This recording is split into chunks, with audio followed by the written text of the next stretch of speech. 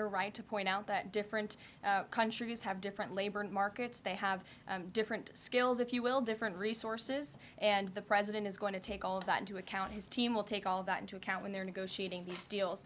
I do just want to point out one thing, that the president, everybody in Washington, whether they want to admit it or not, knows that this president is right when it comes to tariffs and when it comes to trade. In fact, Democrats have long said that the United States of America has been ripped off by the countries around the world. They just don't want to admit it now because it's President Trump who is saying that. In June of 1996, Nancy Pelosi spoke on the House floor. She urged her colleagues at the time to fight against the status quo trade policies that had contributed to America's trade deficit with China. In fact, Nancy Pelosi said, "How far does China have to go? How much more repression? How big a trade deficit? How many jobs have to be lost for the American workers?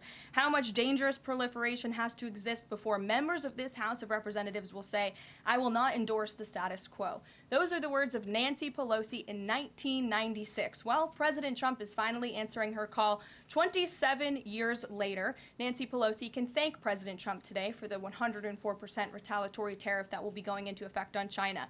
In 2007, Chuck Schumer spoke of our nation's crippling trade deficit, saying, "These are the kinds of records the American people don't want us to be breaking.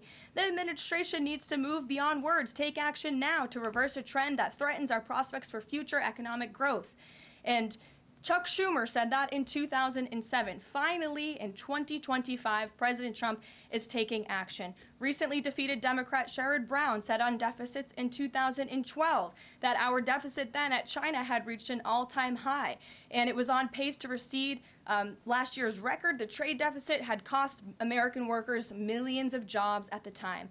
These are the words of Democrats years ago. It is about time America finally has a president who is taking action to restore those millions of jobs back to the United States of America, to boost our manufacturing industry. He's doing what's right for the American people. It will take a lot of labor. It will take a lot of effort. But that's exactly what the American people elected this president to do.